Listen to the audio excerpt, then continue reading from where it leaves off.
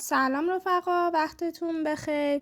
توی این ویدیو کامل ترین آموزش صرافی بینگ ایست که شامل واریز و برداشت، ترید در قسمت فیوچرز اسپات، کپی ترید به علاوه راهکاری که با استفاده از اون میتونید 200 تتر پاداش یا بونوس از صرافی دریافت کنید رو آموزش میدم. پس تا انتهای این ویدیو آموزشی همراه هم باش. صرافی بین‌المللی که می‌خوایم داخلش فعالیت کنیم صرافی بینگ ایکسه، به این دلیل که مثل یه سری از صرافی دیگه احراز عضویت داخلش اجباری نیست و میتونیم برای ثبت نام ساده داخلش فعالیت داشته باشیم. ضمن اینکه اعلام کرده با کاربر ایرانی هم مشکلی نداره و شما حتی میتونید با آی پی ایران هم داخل این صرافی فعالیت داشته باشید. با این وجود بهتون توصیه میکنم برای فعالیت داخل صرافی بینگ ایکس یا هر صرافی دیگه حتما با آی پی غیر ایرانی وارد بشید. دلیلش هم اینه که اگه فردا روزی قوانینش به خاطر تحریم‌ها تغییر کرد، حساب کاربری من و شما دچار مشکل نشه. از طرف دیگه مزایا و کاربردهای که داخل این صرافی وجود داره داخل این سری از صرافی دیگه نیستش که به یکی از مهمترین اونها اگر بخوام اشاره کنم قابلیت محبوب کپی ترید هستش. آدرس سایت این صرافی bingx.com که توی این تصویرم میتونید مشاهده کنید و اگه با یکی از دو تا راهی که در ادامه بهتون میگم ثبت نامتون رو انجام بدین، یه سری بونوس‌ها و پاداش‌های ویژه هم میتونید دریافت کنید که اگه سرمایه ندارین خیلی میتونه بهتون کمک کنه. اولین پاداش اینه که شما اگه یه ثبت نام ساده داخل صرافی انجام بدید 50 تتر پاداش دریافت میکنید که این پاداش رو میتونید توی قسمت استاندارد فیوچرز ازش استفاده کنید. پاداش دوم اینه اگه تو قسمت استاندارد فیوچرز حجم معاملات شما به عدد 2000 تتر برسه، 100 تتر دیگه هم پاداش دریافت میکنید که باز میتونید توی قسمت استاندارد فیوچرز ازش استفاده کنید. حواستون باشه تمام این پاداش ها فقط برای ترید کردن توی صرافی قابل استفاده هستن و شما نمیتونید اونها رو برداشت بکنید. اگه با این پاداش ها تریدی انجام بدید که منجر به سود بشه، سودتون قابل برداشته.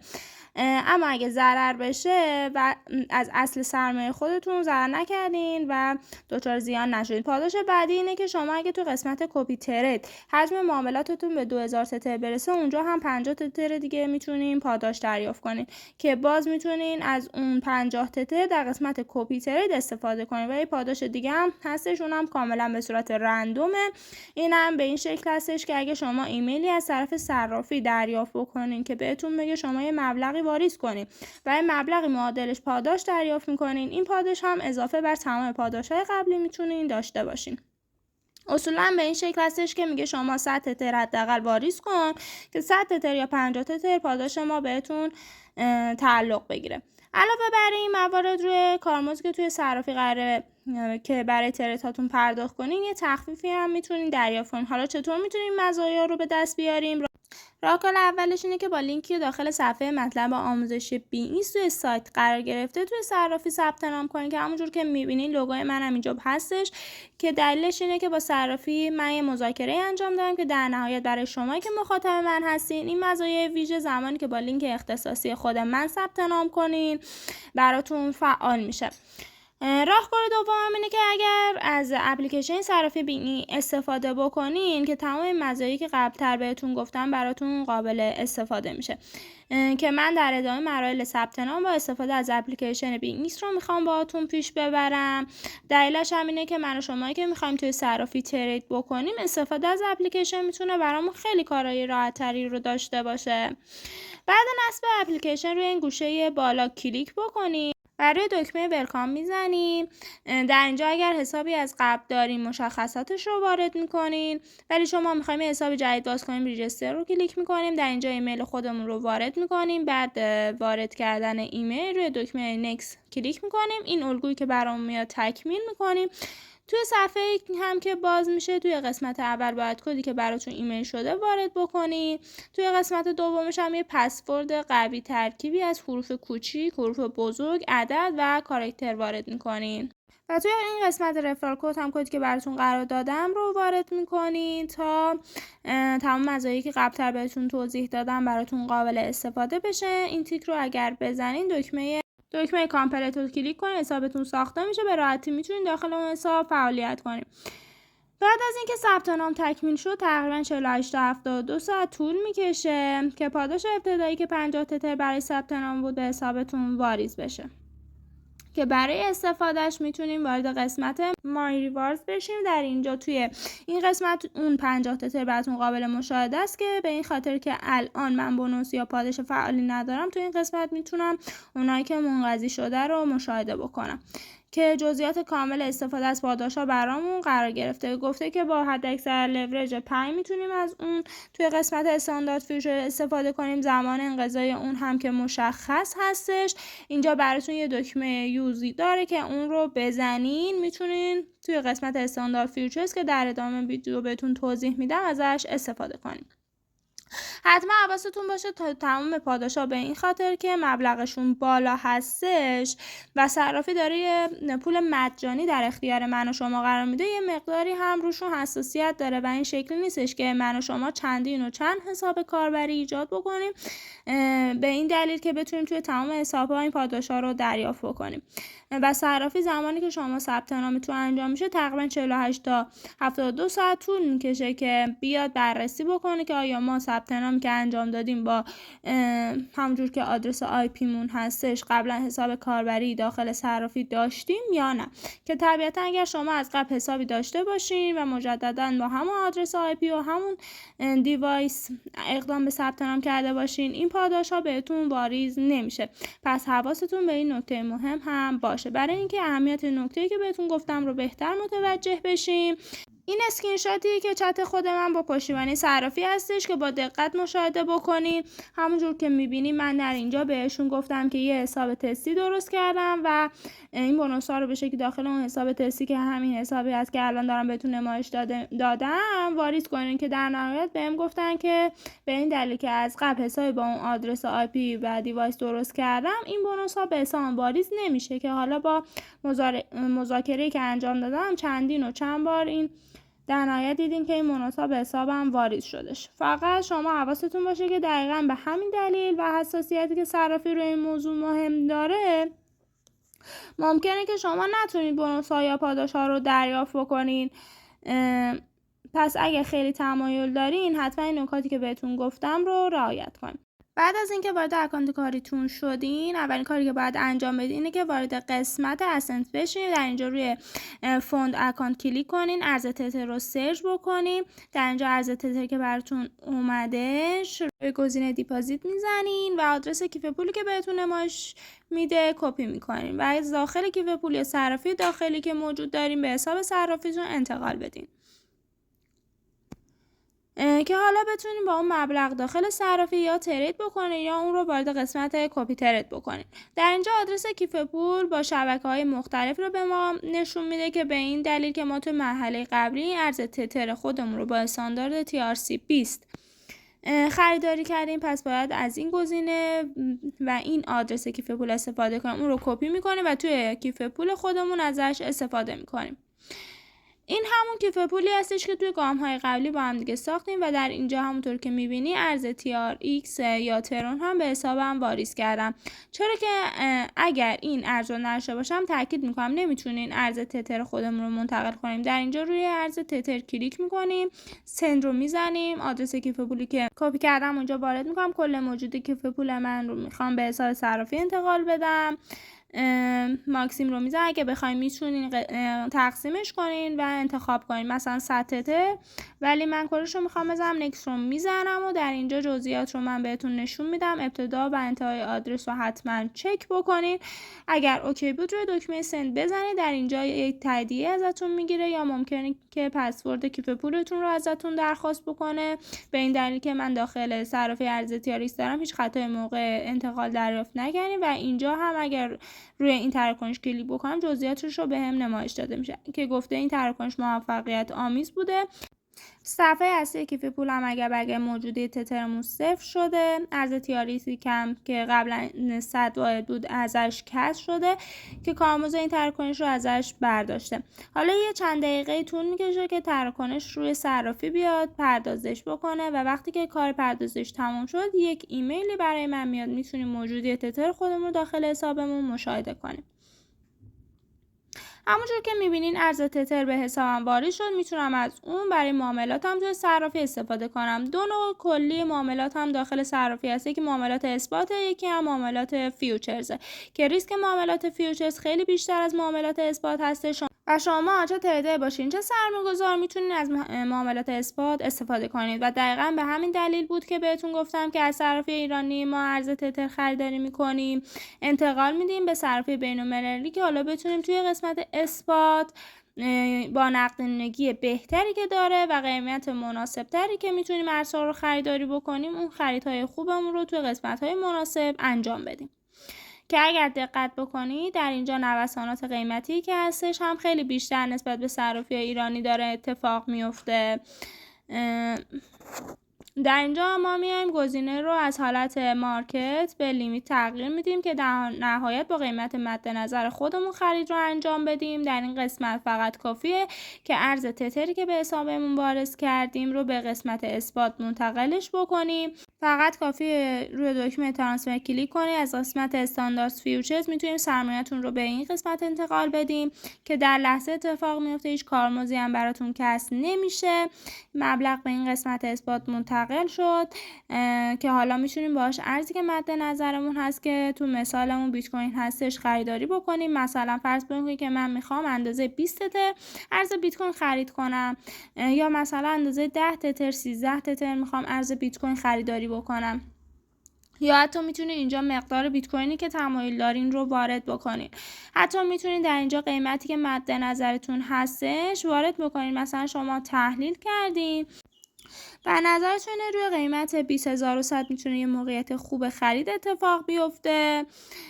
در اینجا روی دکمه بای بیت کوین میزنین، سفارش شما اینجا قرار میگیره. زمانی که فروشنده روی این قیمتی شما تعیین کردین وجود داشته باشه، صرافی میاد منوی شماره فروشنده رو متصل میکنه و دقیقا مثل صرافی ایرانی کارمزدی از هر دو سمت دریافت میکنه. حتی میتونین اونو کنسلش بکنین اگر خواستین سفارشتون در لحظه انجام بشه، یا یکی از خریدارها یا فروشنده ها رو انتخاب میکنین بسته به اینکه شما میخواین خرید بکنین یا فروش. اگه بخواین خرید بکنین باید یکی از فروشنده ها رو انتخاب بکنین. اینجا مقدار رو میزنین، دکمه بای رو میبینین که در لحظه میتونه سفارش شما رو انجام بده. وقتی سفارشتون انجام شد روی قسمت اساس میتونین اون دارایی خودتون رو مشاهده بکنین که هر زمان هم که بخواین میتونین برداشتش کنین. میبینین که سفارش من انجام شد.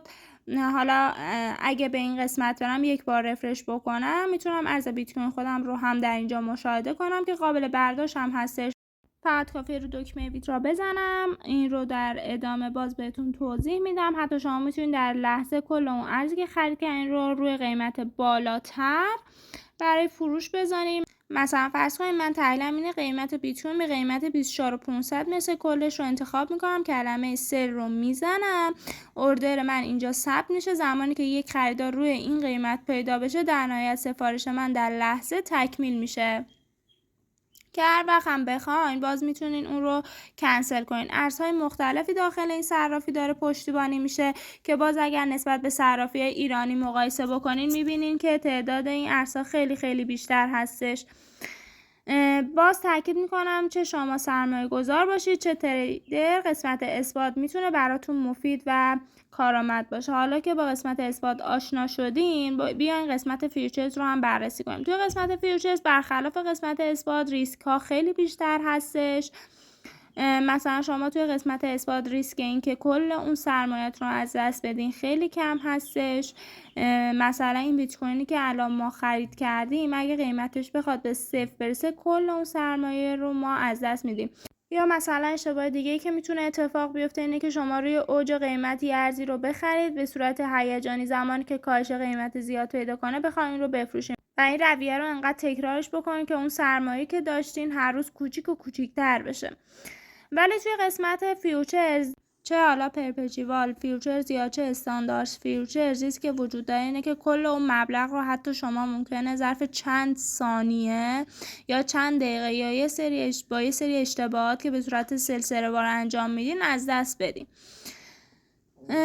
که دلیلش اینه که توی این قسمت فیوچرز ما میتونیم نوسانات خیلی بیشتری رو تجربه بکنیم. اگر دقت بکنین توی 24 ساعت اخیر قیمت بیت کوین تقریبا 0.5% رشد داشته، ولی ما میتونستیم توی قسمت فیوچرز فارغ از اینکه پرپچوال باشه یا استاندارد بیایم یک معامله باز بکنیم به صورت لانگ لورج یا اهرم 10 برای اون بگیریم که این شکلی سود و زیان ما 10 برابر بشه. یعنی اگر قیمت داره 0.5% رشد میکنه شما 5% بتونین ازش سود بگیرین که دقیقا نقطه‌ای که مقابل اون ضررهایی هستش که میتونه براتون اتفاق بیفته.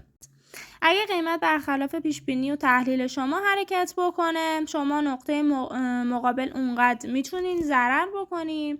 حالا ممکنه براتون سوال پیش بیاد که چرا صرافی‌ها باید همچین ابزاری رو در اختیار ما بذاره. این سیستم تقریبا شبیه یه سیستم بانکی هستش. بانک‌ها میان از ما وثیقه‌ای دریافت میکنن و بر اساس ارزش اون وثیقه پولی رو به عنوان وام در اختیار ما قرار میدن که اگر ما نتونیم باز پرداخت اون وام رو به شکلی پرداخت بکنیم در نهایت کل اون وثیقه رو از ما ضبط میکنن. در اینجا هم اون وثیقه‌ای که ما در اختیار صرافی گذاشتیم سرمایه هستش که داخل قسمت فیوچرز و همینجور پوزیشن خودمون وارد میکنیم که برای وارد کردن سرمایه‌تون به این قسمت هم فقط کافیه که روی دکمه روی این گزینه کلیک کنید، ترانسفر رو دقیقاً مثل قسمت اثبات بزنید به سرمایه‌ای که روی این قسمت انتقال بدین. مثلا من 50% 49% رو به این بخش انتقال میدم که حالا یه معامله‌ای باز بکنم که شما بهتر متوجه بشین. در اینجا میتونید یه تریگر بذارین، یعنی یک اوردری ثبت بکنین که با شرط اینکه برای اینکه حالا من در لحظه بتونم سفارش خودم رو انجام بدم در حالت لیمیت قرارش میدم. قیمت لحظه‌ای رو انتخاب میکنم، به یه بخشی از اون سرمایه که وارد این قسمت کردم وارد پوزیشن میکنم. این که همیشه شما باید به این نکته توجه داشته باشین که مدیریت سرمایه کنین. حالا اگر من معامله لانگ انجام بدم منظور این هستش که از رشد قیمت میتونم سود بگیرم، یعنی اگر قیمت از همین جایی که ازش رشد بکنه در نهایت این پوزیشن من وارد سود میشه. اگر معامله شورت باز بکنم پیش بینی بر این هستش که قیمت از این جایی که هستش کاهش پیدا میکنه که اگر این اتفاق بیفته من سود میکنم، که در صورتی که خلاف اینها بخواد قیمت حرکت بکنه من دچار ضرر میشم. همینجا رو قسمت لحظه‌ای من پوزیشن لانگ فرض بکنیم که باز میکنم که یه مقدار ممکنه طول بکشه این پوزیشن من تکمیل بشه. حالا این پوزیشن که ما اینجا باز کردیم یه سری جزئیات مهم اینجا داره بهمون نمایش داده میشه، مثل اینکه پوزیشن ما لانگ هستش 5x، یعنی از لورج یا اهرم 5 استفاده شده، تغییرات قیمت ضرب در 5 میشه، چه در جهت صعود چه نزول. مارجین از نوع کراس هستش که این نکته باید توجه داشته باشین. حتما بین مارجین کراس و ایزوله یک فرق مهم هستش. اگر شما مارجینتون از نوع ایزوله باشه سرمایه که وارد پوزیشن خودتون میکنین که در اینجا من 20 تر هولدم وارد این پوزیشن کردم، در نهایت اتفاقی که میفته اینه که این مبلغ رو صرافی از من دریافت میکنه و من به شکلی ضرر میکنم. اما زمانی که شما مارجینتون از نوع کراس هستش علاوه بر این مبلغی که داخل پوزیشن وارد کردین مبلغی که توی قسمت فیوچرز هم وارد کردین به شکلی پشتیبانه پوزیشن شما قرار داره و حتی ممکنه که شما پوزیشنی در اینجا مشاهده کنین که ضررش بالای 100% میشه، ولی توی قسمت مارجین ایزوله نهایت ضرر میتونه همون حالت 100% بشه که کل مارجینی که وارد پوزیشن خودتون کردین قرار دادی میتونه لیکوید بشه. در اینجا لیک پریس ما قرار گرفته که دقیقا زمانی که شما معاملاتتون از نوع کراس یا ایزوله باشه این تفاوت رو میتونید روی عدد لیکویدیشن میتونید مشاهده کنید. قیمتی که لحظه ای هستش تعداد کانترکت هایی که برای این پوزیشن هستش مشاهده میکنید. قیمتی که متوسط پوزیشن ما هستش که ما حتی میتونیم مثلا اگر قیمت یک کاهشی داشته روی قیمت های پایین تر هم یک ورود انجام بدیم که به شکلی متوسط قیمت پوزیشن ما کاهش پیدا بکنه. در نهایت این جزئیاتی که بهمون اینجا نمایش داده شده مهمترینش این قسمت هستش، سود و زیان لحظه‌ای که داره اتفاق میفته. حالا شما اگر روی دکمه کلوز بزنید با هر سود و زیانی که هستش پوزیشنتون بسته میشه. اگر روی این دکمه بزنید پوزیشنتون هر چی که هستش برعکس میشه. اگر لانگ باشه میشه شورت، اگر شورت باشه میشه لانگ. که باید دقت داشته باشین که اون سود و زیانی که اینجا بهتون نمایش داده شده و اینجا هم میتونین TP و SL خودتون رو تعیین کنین. TP که منظور همون تارگت هستش که اینجا به این خاطر که پوزیشن ما لانگه، اگه قیمت رشد بکنه مثلا به عدد 20 سنت برسه ما حدود 27% سود میکنیم که با توجه به مارجین 20 تتری که وارد کردیم حدود 5.5 تتر سودمون میشه. استاپ لاسمون رو میتونیم تعیین بکنیم که به عنوان مثال اگر به قیمت 18 سنت برسه حدود 24% ضرر میکنیم. کل اون پوزیشن رو میتونیم انتخاب بکنیم که حدود 5 تتر ضرر ما میشه. اینو اگه اوکی بکنیم اینجا برامون قرار میگیره. باز هر موقع که بخوایم میتونیم رو همون قسمت کلیک کنیم و اینجا رو به این شکلی تغییر بدیم. مزیتی هم که داخل قسمت بینگیس داره اینه که شما میتونید روی این قسمت ویرایش بزنین. مثلا این پوزیشنی که ما قبلا زنیم 50%ش کمترش بکنیم بزنیم، مثلا تارگت های دیگه هم مد نظر ما هستش. مثلا 50% مابقی پوزیشنی که میمونه رو به فرض عدد 22 سنت برای ما ببنده و دوباره تارگت دیگه هم تعریف میکنیم بزنیم که کل اون مبلغی که باز باقی میمونه روی مثلا عدد 25 سنت برای ما ببندش.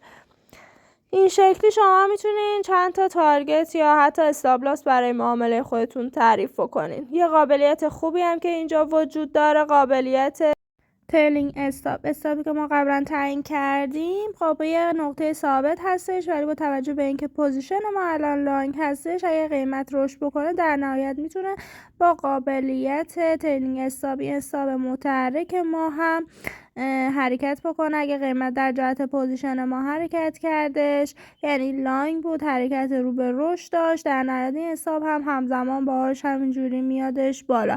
اما زمانی که قیمت به یک باره بخواد بیادش پایین این حساب ما تو همون نقطه آخر خودمون باقی میمونه، یا قیمت میاد به این حساب متحرک ما برخورد میکنه و پوزیشن ما بسته میشه، با اینکه دوباره از اونجا شروع میشه حرکت خودش رو ادامه دادن. که این قابلیت ترلینگ استاپ هم استفاده ازش خیلی ساده است. شما میتونید یه درصد تغییرات رو برای فاصله گرفتن این قیمت از اون قیمت پوزیشن خودتون تعیین بکنید. مثلا میتونید بزنید 0.5% یا 1% که در نهایت اگر اوکی رو بزنین قابلیت ترلینگ استاپ و استاپ متحرک هم میتونید داخل پوزیشن خودتون داشته باشین. در نهایت میتونید کل پوزیشن هایی که دارین با این دکمه ببندین یا حتی روی این دکمه کلوز بزنین رو بسته بشه. یه سری تفاوت‌ها بین این قسمت پرپچوال فیوچرز و استاندارد فیوچرز وجود داره. توی قسمت استاندارد فیوچرز ما علاوه بر اینکه ارزهای دیجیتالی که توی قسمت پرپچوال هستش میتونیم شاخصه هایی که حالا داخل فارکس هستش رو مثل طلا، نقره، نفت و موارد این شکل رو هم معامله بکنیم. اما یکی از ضعف‌هایی که میتونیم بگیم براش وجود داره اینه که پوزیشنی که ما توی این قسمت باز میکنیم نهایتاً 24 ساعت میتونه باز بمونه و در نهایت بعد از 24 ساعت یا ما خودمون باید تا قبلش پوزیشن رو ببندیم یا سود و زیانی که داره یا اینکه صرافی دیگه بعد از 24 ساعت پوزیشن ما خودش میبنده. اما توی قسمت پرپچوال حداقل این ضعف وجود نداره. تفاوت بعدیش اینه که تو قسمت استاندارد فیوچرز حالا نمودارهایی که شما دارین مشاهده میکنی توی سایت تریدینگ ویو هم میتونین اون نمادها رو سرچ کنین و تحلیل هاتون رو انجام بدین. حتی میتونین حساب بینگیستون رو خیلی ساده به تریدینگ ویو متصل بکنین. این شکلی حالا زمانی که دارین تحلیل رو داخل تریدینگ ویو انجام میدین بدون اینکه به حساب بینگیکس به اپلیکیشن چه سایتش مراجعه کنین میتونین معاملات خودتون رو به این شکل مدیریت کنین، ولی حداقل داخل قسمت پرپچوال این قابلیت وجود نداره. و همونجور که باز قبلتر هم گفتیم توی قسمت پرپچوال ما میتونیم پوزیشن خودمون رو با ورودهای جدید که براش در نظر گرفتیم متوسط قیمتش رو کاهش بدیم، اما توی قسمت استاندارد این کار رو نمیتونیم انجام بدیم. حالا یه سری از معامله‌گرایی که توی قسمت استاندارد دارن فعالیت میکنن میان چند تا پوزیشن مختلف روی قیمت‌های مختلف برای خودشون باز میکنن که به شکل اون محدودیت رو دور بزنن. اینا یه سری از تفاوت‌های مهمی هستش که بین این دوتا قسمت وجود داره. در نهایت شما اون پاداش‌ها و بونوس‌هایی که هم که دریافت کردین که قبلتر بهتون گفتم توی قسمت استاندارد فیوچرز باید استفاده کنین. استفاده ازشون هم خیلی ساده است. فقط کافیه وارد یکی از این ارزها بشین، در نهایت روی دکمه لانگ یا شورت کلیک کنین و توی صفحه‌ای که براتون باز میشه روی این گزینه اکانت بزنید و اون رو به حالت USDT بونوس بزنید اگر بونوس یا پاداش فعالی داخل حسابتون داشته باشین، و از طرفی توی قسمت مای ریواردز اون پاداش که دریافت کردین روی دکمه یوز براش زده باشین. اون پاداش اینجا براتون قابل مشاهده هستش و میتونید ازش توی پوزیشن خودتون استفاده کنید. کار کردن با قسمت استاندارد فیوچرز تا حد زیادی شبیه پرپچوال هستش. برای شروع بهتون پیشنهاد میکنم حتما روی مارجین ایزوله باشین و اگر روی این قسمت کلیک کردیم و حالا یک صفحه این شکلی باز شد که یه سری سوالات خاص ازتون بپرسه، خیلی نگران نباشین. صرافی در واقع میخواد ریسک های استفاده از قسمت فیوچرز رو به شما گوشزد بکنه. فقط کافیه که روی این قسمت بزنید، سوالاتی که بیشتر حالت تستی هستش بهشون پاسخ بدین. بعد از اینکه این کار رو انجام دادین قسمت استاندارد فیوچرز براتون باز میشه. بعد از اینکه کامل به سوالات جواب دادین فقط کافیه که کلمه سابمت اینجا که این کلید هستش رو اکتیو رو بزنین. قسمت استاندارد فیوچرز به راحتی براتون باز میشه. حالا میبینین که من میتونم روی قسمت مارجین کلیک بکنم، حتما روی ایزوله قرارش بدین. در اینجا من روی اکانت USD میزنم و از قسمت های دیگه حسابم مقداری رو به حساب استاندارد فیوچرز انتقال میدم که حالا میتونم باهاش یه پوزیشن تستی هم اینجا بزنم. میتونین رو حالت مارکت اون پوزیشن رو باز کنین یا اینکه یه تریگر بذارین به این شکل که زمانی که یه قیمت مشخصی رسید پوزیشن براتون باز بشه، که بهتر استش از این حالت استفاده کنین. صرفا برای اینکه پوزیشنی که توی این قسمت باز میکنم متفاوت از قسمت پرپچوال باشه روی حالت شورت میذارم که شما با معامله شورت هم آشنا بشین. روی حالت مارکت لورج که استفاده میکنم مثلا 10 هستش و 10% مارجین یا موجودی که داخل حسابم دارم رو برای این پوزیشن قرار میدم. روی دکمه ادوانس هم اگر کلیک کنین میتونین تیک پروفیت استاپ لاس تعیین کنین، همونجا هم تعیین میکنین، مثلا میزنین 25% یا حتی از اینجا هم فراموش کردین میتونین زمانی که پوزیشنتون باز کردین توی این قسمت اوردرتون رو بذارین. در اینجا TP و SL خودتون رو تعیین میکنین که میبینین که شبیه به قسمت پرپچوال هستش، تفاوت آنچنانی هم وجود نداره. حالا در اینجا باز اگر بخواید پوزیشنتون خیلی سریع باشه روی دکمه کلوز میزنید، پوزیشن شما تو هر سود و زیانی که هستش بسته میشه. همونجور که دیدین کار کردن با قسمت استاندارد فیوچرز و پرپچوال فیوچرز چندان تفاوتی با هم نداره و بسته به اینکه کدوم یکی از مزایا و معایب براتون اولویت هستش میتونید از یکی از این دوتا قسمت استفاده کنید. بعد مجدد تاکید میکنم که اگر بخواید از اون بونوس ها و پاداش ها استفاده بکنین لازمه که حتما توی قسمت استاندارد فیوچرز معاملات خودتون رو انجام بدین. حالا برسیم به یکی از قابلیت‌های خوب توی صرافی بینگیس، اونم قابلیت کپی تریده. توی حالت کپی ترید من و شما معاملات این معامله‌گر دیگر رو میتونیم کپی بکنیم و به شکلی که توی سود و زیانش شریک باشیم. بهتون پیشنهاد میکنم که قسمتی از سرمایه خودتون رو درگیر کپی ترید بکنید و تمام سرمایه رو اینجا نذارید. و از طرف معامله گری که میخواید برای کپی کردن معاملات انتخاب بکنین یه مقدار سختگیرانه باشه و زمانی که دیگه انتخابش کردین به بازه تقریبا 3 ماه تا 6 ماه یا حتی 1 ساله باش همراهی بکنین که به شکلی اون سود و زیانه دیگه خیلی خوب خودش رو نشون میده و اینجور نباشه که تا چند تا ضرری اتفاق افتاد یا چند تا سودی اتفاق میفته سریع بخواید رفتار هیجانی انجام بدید. در اینجا وارد صفحه‌ای که هر کدوم از این معامله‌گرا که هستن یه سری جزئیات مهم صرافی بهمون نمایش داده میشه، مثل اینکه این معامله‌گر چقدر تا حالا تونسته به شکلی بازدهی داشته باشه، حالا میزان رشد سرمایه‌اش چند درصد بوده، سرمایه‌ای که داخل حسابش داشته چقدر بوده، همونجور کپی کننده‌های این معامله‌گر چقدر تونسته از این معاملات به شکلی سود ببرن. حتی اگر باز روی این دکمه بزنی تمام این جزئیات شامل این که وین ریتش چقدر بوده، چقدر تا الان معامله باز کرده توی این بازه زمانی که مشخص کردیم و تمام این جزئیات بهمون نمایش داده میشه. حتی اگر روی گزینه پوزیشن هم بزنی در اینجا تمام پوزیشن هایی که این معامله گر همین الان داره بهتون نمایش داده میشه.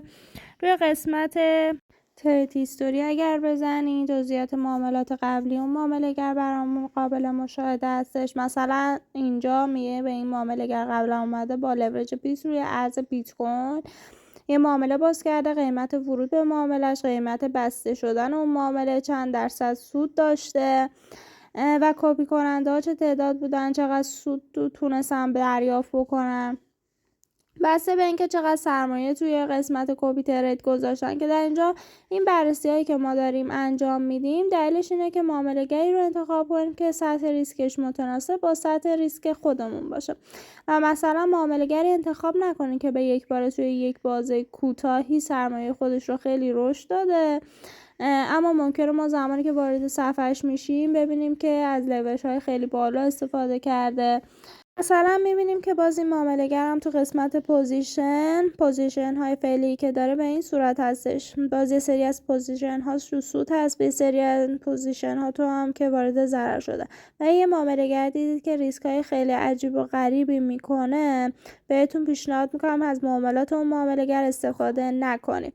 برای کپی کردن هم فقط کافیه که هر کدوم از معامله‌گرها رو که انتخاب کردید روی دکمه کپی نیو بزنید. در اینجا ارزی که میخوایم برای کپی کردن معاملات استفاده بکنید رو انتخاب بکنید و اگر روی USD باشه همون ارزی که به حساب انتقال دادیم. USD منظورم یه ارز مجازی هستش، صرافی ها رو در اختیارتون قرار میده که فقط معاملات تستی انجام بدین، سود و زیانش به شما قابل برداشت نیست، همون دموی خودمونه. در اینجا مارجین یا مبلغی که میخوایم برای هر معامله استفاده بشه رو مشخص میکنین. برای مثال فرض کنین الان من حسابم 89 تتره، میخوام از این مبلغ مثلا 5 تتر برای هر معامله‌ام اختصاص داده بشه. بهترم هست دیگه با مبلغ بالا این کار رو انجام بدین و مبلغتون خیلی دیگه کوچیک نباشه، مثلا با 20 تتر این کار رو انجام ندید، چون ممکنه که یک بار اون معامله‌گری که حالا پوزیشن خودش رو باز میکنه لزوما با توجه به مبلغ کم سرمایه شما اون پوزیشن براتون باز نشه. اینجا هم اگر روی این گزینه کلیک بکنی، اگر بونوسی که بهتون گفتم رو دریافت کرده باشین میتونین مشاهده بکنین و ازش استفاده کنین که میبینین حالا اون بونوس هایی که صرافی به من داده الان منقضی شده. در اینجا هم TPSL معامله رو به شکلی مشخص میکنین. اگر به شکل معامله‌گر خودتون خیلی سفت و سخت انتخاب کرده باشین لزوما نیاز نیستش که این قسمت رو تعیین کنین و به صورت دستی میتونین انجام بدین، ولی اگر خیلی سختگیرانه که حالا مثلا اگر 20% مثلا 40% از اون مبلغی که داخل پوزیشن هستش دچار ضرر شد، حساب شما به شکلی فعال بشه. یا مثلا تارگت خودتون رو میتونین به شکلی اینجا بذارین، در نهایت روی دکمه کپی که بزنین معاملات به شکلی براتون کپی میشه که میبینین که الان من این شخص رو کپیش کردم، حتی میتونم هر زمان که خواستم این شخص رو به شکلی آنفالو بکنم و به شکلی از کپی کردن معاملات اون شخص خارج بشم. حالا یه معامله‌گر دیگه ای هم که باز مد نظرم هستش رو انتخاب میکنم. همونجور که دیدین استفاده از قابلیتی کپی ترید خیلی راحته. هر زمان بخواید میتونی از هیستوری تمام معاملات اون شخص رو ببینین، مورد بررسی قرار بدین. حتی بهتون توصیه میکنم زمانی که دارین بررسی رو انجام میدین این پوزیشن ها رو به شکل خیلی کاملی مورد توجه خودتون قرار بدین. مثلا همونجور که الان اینجا مشاهده میکنین معامله‌گر توی یه سری از معاملات خودش ضررهای بزرگ هم داشته و در عین حال که یه سری سودهای خوب داشته ضررهای بزرگ هم داشته که با توجه به تمام این نکات بهتون گفتم که اگه بخوام بگم قابلیت کپی ترید استفاده بکنید یک دید نسبتا بلند مدت رو براش در نظر بگیرید که با توجه به اینکه تمام این موارد به صورت شفاف تو حساب صرافی قابل مشاهده هستش میتونیم هر زمان که خواستیم سرمایه‌مون رو از اون صرافی برداریم. خیلی نسبت به شرایطی که شما سرمایه‌تون رو در اختیار یه شخصی قرار بدین و اون بیادش حالا بهتون یه سری گزارش‌هایی که شفاف هم نیستش بده، خب میتونه بهتون کمک بکنه توی سوددهی شما در بلند مدت کمک کننده باشه.